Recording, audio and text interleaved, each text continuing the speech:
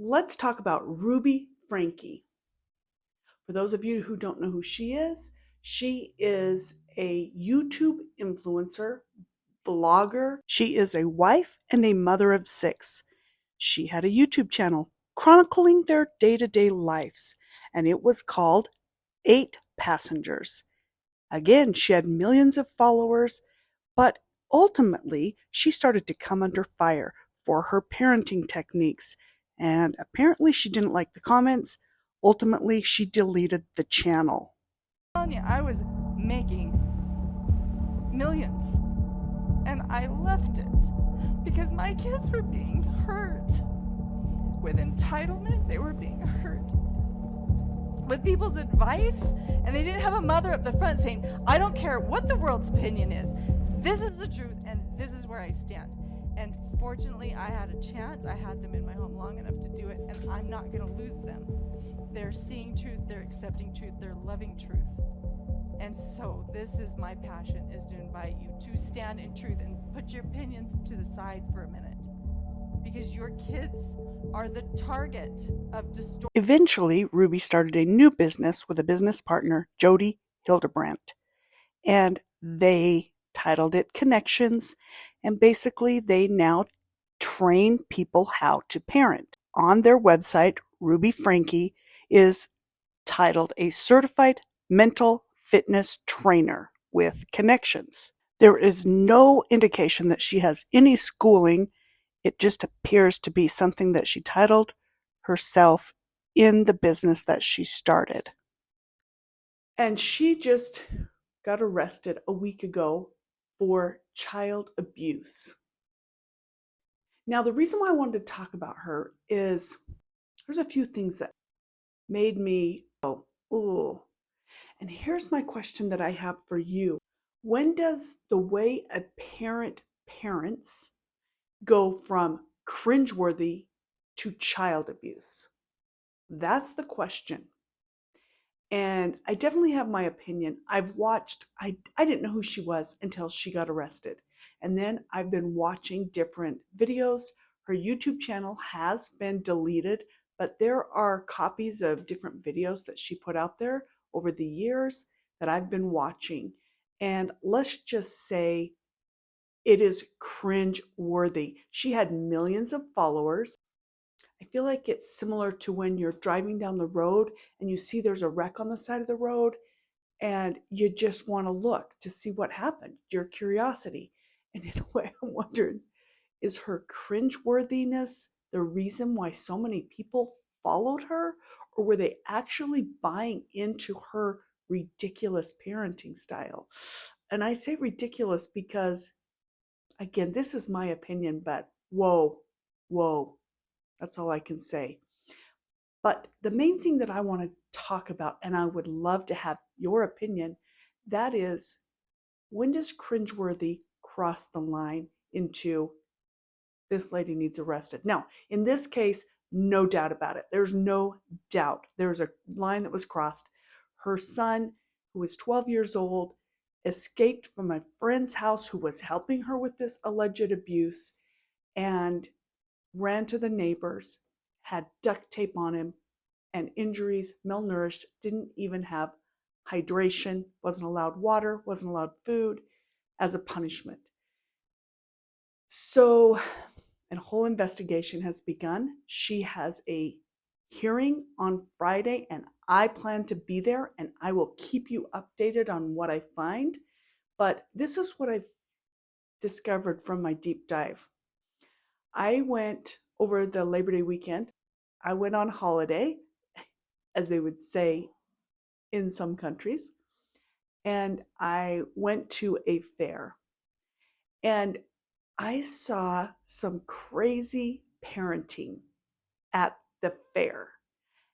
And there are times when you see a parent yelling at their kid, getting them the child being in trouble for this or that. And this is not what I'm really wanting to discuss, the types of parenting, what's okay and what isn't. What I want to discuss is when, as we as a society, do we need to step in and say, no, that type of parenting is not okay? It's a hard line. We don't want to end up like, we've got lots of popular movies where the government takes over everything. Hunger Games, Divergent, The Giver. There's a lot of movies.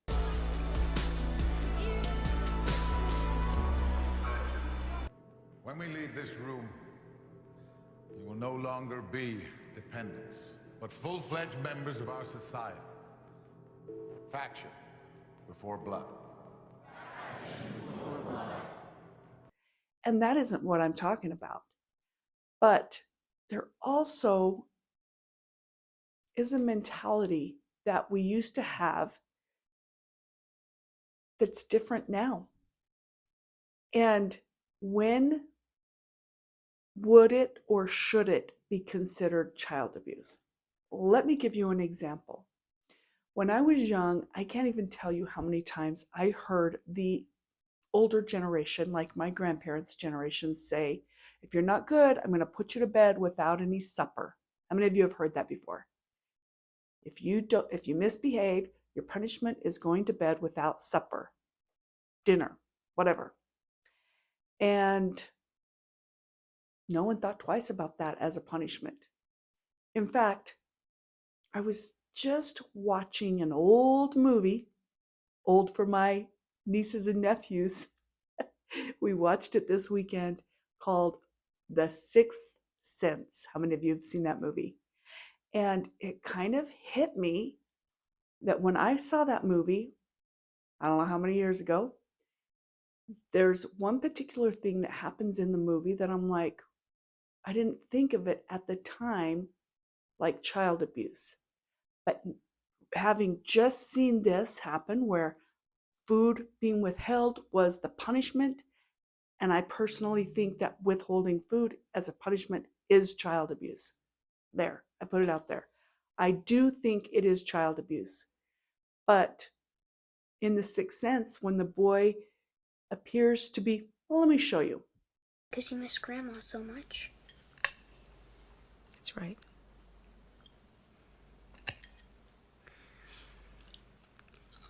Sometimes people think they lose things,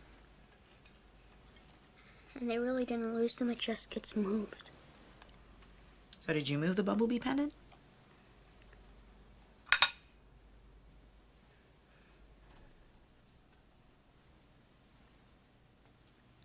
Don't get mad. So who moved it this time? Maybe someone came in our house, took the bumblebee pendant out of my closet and placed it nicely in your drawer. Maybe. God, I am so tired, Cole. I'm tired in my body. I'm tired in my mind. I'm tired in my heart. I need some help. I don't know if you noticed, but our little family isn't doing so good. I've been praying, but I must not be praying right. Looks like we're just gonna have to answer each other's prayers. If we can't talk to each other, we're not gonna make it. Now tell me, baby, I won't get mad, honey. Did you take the bumblebee pendant?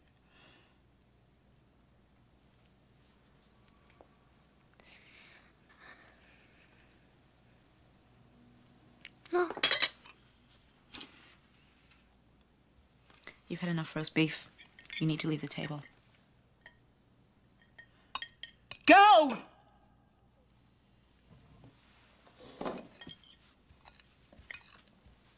What do you think?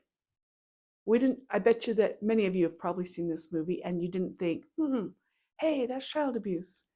I think that in the movie, we are being deceived to know who's the bad guy, who's the good guy, and you're not sure if the mom is the bad guy. So I think it's part of the way that the movie was laying out, is the mom the one abusing this child or whatever. So I think that's part of the movie, but it definitely shows how a lot of people have in the past and may still parent. Let me give you an example. Miss Ruby had right on her YouTube channel where her daughter forgot to take her lunch, didn't pack her lunch. So the school calls, texts her. Let me show you this. Got a text message from Eve's teacher, and she said that Eve did not pack a lunch today, and can I bring a lunch over to the school? This happens quite often when you're raising children, because I know that her teacher is uncomfortable with her being hungry and not having a lunch, and it would ease her discomfort if I came to the school with a lunch. But I responded and just said Eve is responsible for making her lunches in the morning, and she actually told me she did pack a lunch. So the natural outcome is she's just going to need to be hungry, and hopefully nobody gives her food and nobody steps in and gives her a lunch. What do you think? I remember working at a school. I just subbed at a school once in a while at an elementary school. And there were many times when I was working as the person who would collect the lunch information as I was subbing. And there were every day, a number of kids who either didn't bring a lunch or didn't have money in their account for a lunch. And the answer of what should happen in that situation, I believe, is a universal question that we all need to answer. Is that child abuse to not allow a child to eat in this situation because she didn't prepare her lunch, or because she lied and said she did prepare a lunch? I don't know. I will say this. I think that it's a tough business, child abuse. It's a tough business. Ruby's own sister has been trying to navigate it for a while and has been reporting, did not know how bad it had become. And the one thing that I will say is, let me show you a video that she posted and has since deleted because of all the backlash. All I can say is we as a community need to make sure we wait until we have all the facts before we start throwing darts. That's all I'm saying.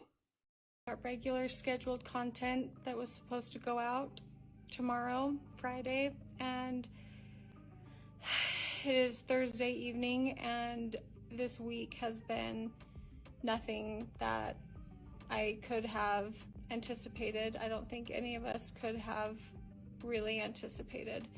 If you have the internet, you have seen news articles on my sister, Ruby, from the 8 Passengers, and my sisters and I, we are on the very same page. We put out a message, you can read that on Instagram, and for the last 3 years we have truly clung on to each other and offering support to one another, and I don't think any of us could have ever seen this coming. We all did as much as we could legally, and you don't know what you don't know. I do feel a little bit numb at this point. The only thing that we ultimately care about is that our nieces and nephews are safe, and they are. And that is the only thing that matters to any of us. It is going to feel weird for me to move forward. And I think, do I just move forward? Just take it a day at a time. Who knows what anything has in store, but we just know right now that those kids are safe. I don't have any thoughts even for myself. I don't know what I would even tell myself, let alone tell all of you. I think times like these is where it really tests your belief in God, and I know that timing is everything. It's a tough business, child abuse. It's a tough business. And I am not on the side of law enforcement in this. I'm not on the side of the parents. I'm not on the side of the neighbors who were trying to report. I am trying to bring a question forward that we all need to answer in our own hearts and in our own minds and decide, what is okay and what is not? And how do we balance it? It's tricky. Well, I'll say this. Now that we know that these children are malnourished in this particular case, it's no longer a question of whether this is in balance or out of balance. It's out of balance. 100% out of balance. And I think it's interesting that Ruby on one of her videos says something as a punishment, like when she knows she's on camera, her punishments are things like, well, you spilled nail polish, you won't get nail polish, you won't get to have your fingers polished for a month. Well, that seems like a reasonable punishment, but what was the real punishment behind the scenes? That's the question. And she also says, well, you're in trouble, so you're not going to get dessert. But what was the real punishment? I think there's probably behind the scenes some stuff that's been going on for a long time. My bedroom was taken away for 7 months, and then you give it back like a couple weeks ago. I don't think our viewers know that. You've been sleeping on a beanbag. I've been sleeping on a beanbag since October, and they gave my room back like 2 weeks ago. I'll give you the reason why I lost my bedroom. I think so. I think this is the reason. At least this is the reason that's been in my head. It's pretty funny, but now that I look back, I mean, it's pretty depressing. No, we never told our viewers. That I woke Russell up at 2 in the morning and told him that we're going to Disneyland and he has to pack. And he got up and made his bed all neatly and then packed all his clothes in the suitcase. And then he walked out the door and I'm like, Russell, and he's like, what? And he's all happy. Has his sunglasses on. Do you think it's funny? And then I walk out. If you think it's funny, then that was 7 months ago. Maybe you need longer without a bedroom. It was not funny. Russell got the big bedroom and Chad got the smaller bedroom, and Russell's bigger bedroom also had a bathroom. But what you guys didn't know was Chad didn't get any room. He didn't get anything. He was sleeping on the floor in the family room. And that's what needs to be revealed. Those poor kids. Imagine if you are one of those children who doesn't necessarily choose to be on camera and to be videoed everything you do, and then your mom, it appears, and dad appear to be celebrated as the way you should parent, and yet the amount of gaslighting and, look, to me, it looks like abuse and bullying the way that parenting is going on. I mean, that's my personal opinion. And then those children have to go around thinking, I deserve it, or that's the way it should be, because look, everyone is celebrating her. Everyone is celebrating them for their parenting style. Oh man, this is opening a can of worms. Let me know your thoughts, and I will definitely be back on Friday when there's the hearing. I'll see you soon.